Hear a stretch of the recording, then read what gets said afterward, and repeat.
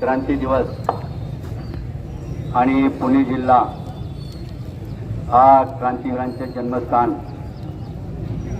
आणि जुन्नर तालुका हा छत्रपती शिवाजी महाराजांचं शूरवीरांचं जन्मस्थान. आता इथून पहिल्या सर्व वक्त्यांनी सांगितलं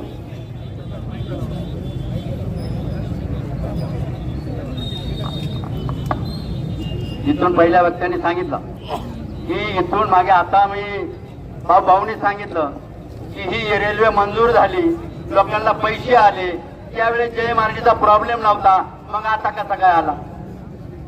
पैसे वाटेपर्यंत सरकारला कळालं नाही का की हा जयमार्गीचा प्रॉब्लेम आहे? बरं, जयमार्गीचा प्रॉब्लेम आहे.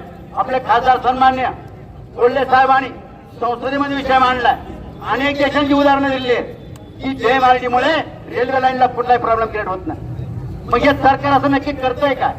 यांच्यावर माझा आरोप आहे सरकारवरती की या भागामध्ये जे तरुण वर्ग राहतात, आता माऊली शेट्टी सांगितलं, हा भागामध्ये राहणारा तरुण वर्ग नाशिक असेल, पुणे असेल, या ठिकाणी इंडस्ट्रियल मध्ये काम करायला जातात.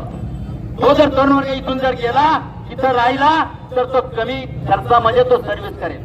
परंतु आज पुण्यासारख्या ठिकाणी, नाशिक सारख्या ठिकाणी 50-50, 60-60 लाखाचे फ्लॅट खरेदी करायचे आणि आयुष्यभर त्यांनी कर्ज फेडायचं.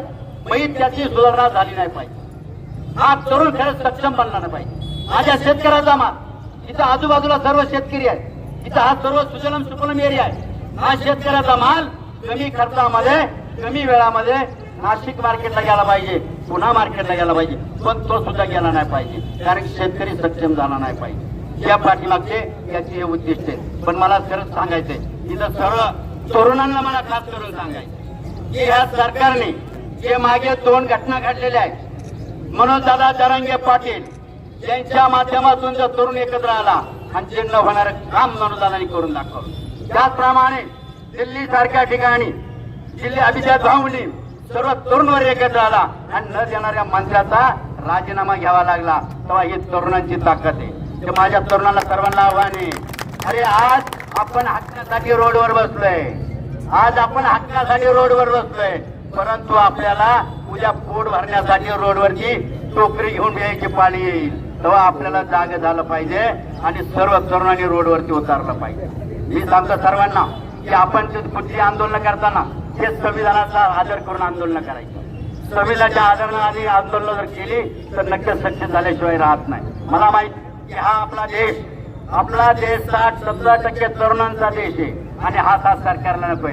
कारण तरुणामध्ये एवढी ताकद आहे, जसं तुम्हाला खुर्चीवर बसवता येतं ना, तसं तुम्हाला खुर्चीवरून खाली उतरायची ताकद सुद्धा या माझ्या तरुणांमध्ये आपल्याला ऍक्सेप्ट करावं लागेल. अरे छोटी मोठी वादळ येतात, छोटी मोठी दिवे दिसतात, परंतु हा वनवा हे वनवा, हा जर वनवा जर पेटला तर कोणत्या बापाच्याने थांबणार नाही, हे मी जाहीरपणे सांगू इच्छितो. आणि हा वनवा पेटल्याशिवाय राहणार नाही, हे मी सांगू शकतो. तेव्हा सरकारला विनंती आहे, मला पुन्हा एकटं मला हे पण सांगायचंय, जे सत्तेमध्ये असतील, खासदार असतील, आमदार असतील, मंत्री असतील, आजी असतील, माजी असतील, सर्वांनी या तरुणांसाठी काम करायला पाहिजे. कारण हे तरुण हे उद्याचं भवितव्य आहे. आणि तरुणांना माझी विनंती, बाळाओ, तुम्ही जर शांत बसले तर हे जमणार नाही. याचा अर्थ की तुम्ही संविधानाचं उल्लंघन करायचं असं मला म्हणायचं नाही. कायद्याच्या कटाच्या बसून आपल्याला ही पुणे नाशिक रेल्वे कुठल्या भावात झाली पाहिजे. आणि मी जाहीर सांगू इच्छितो की जर सर्व तरुण जर एकत्र झाला तर ही जाहीर ही पुणे नाशिक रेल्वे झाल्याशिवाय राहणार नाही. मी आपल्या सर्वांना शब्द देतो, थांबतो. जय हिंद, जय महाराष्ट्र.